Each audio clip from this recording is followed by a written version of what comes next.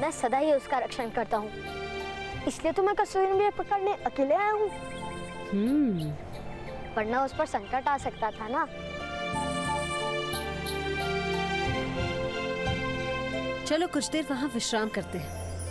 नहीं नहीं, मेरे पास विश्राम करने का समय नहीं।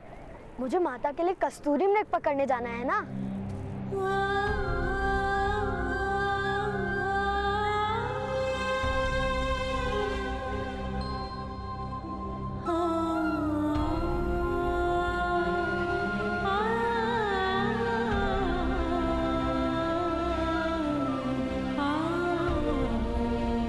अरे, आप रुक क्यों गए?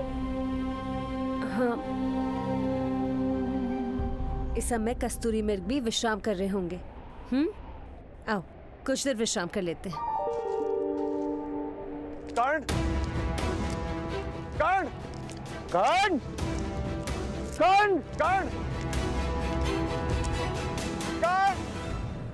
एक बात बताओ, तुम इतनी दूर कस्तूरी मृग लेने क्यों आए कर्ण? अब कस्तूरी मृग इतने दूर रहते हैं तो दूर ही आना पड़ेगा ना। गाँव के पास ढूंढता तो कस्तूरी मृग के स्थान पे चूहे प्राप्त होते। चूहे? हमारे घर में बहुत चूहे आते हैं। चूहे के नाभि से कस्तूरी क्यों नहीं निकलती? आ जाओ, आओ। क्योंकि ईश्वर ने कस्तूरी केवल एक ही मृग को दिया है। किंतु आपके ताऊश्री कहते हैं कि धनुर्विद्या केवल क्षत्रियो को ही दी है ईश्वर ने। हाँ, ऐसा शास्त्र में कहते हैं। चूहे और मृग के रंग और आकार में भेद है, किंतु मेरे और उनके रंग और आकार में भेद नहीं। तो ईश्वर को क्षत्रिय क्यों प्रिय है? क्योंकि ईश्वर का निर्माण है,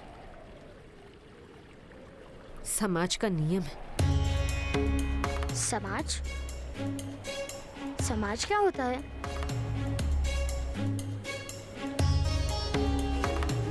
समाज ईश्वर से भी अधिक शक्तिमान होता है पुत्र। ईश्वर से भय नहीं लगता, समाज भयभीत करता है।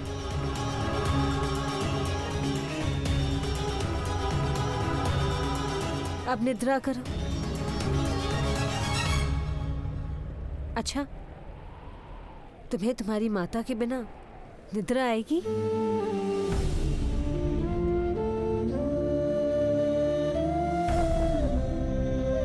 माता मुझे प्रतिदिन लोरी सुनाती है।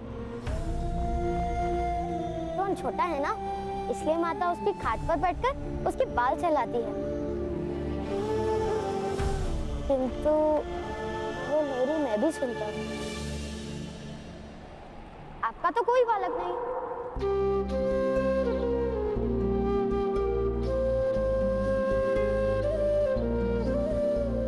आपको तो लोरी नहीं आती होगी। लोरी अपने बालपन में मैंने भी अपने माता के मुख से सुनी है कर्ण। सुमधुर है? यदि सुमधुर नहीं है तो मत सुनाना। मुझे प्रिय थी। तुम आंखें बंद करो, मैं सुनाती हूँ।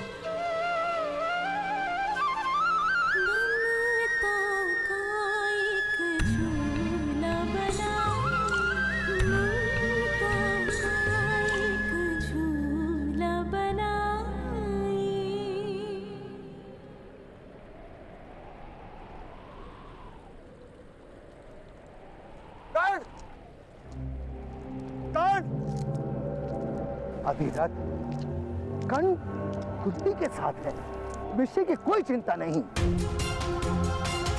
माताश्री महारानी कुंती के साथ है, यही चिंता का विषय है। कहीं कर्ण के कारण उन्हें कोई हानि ना हो।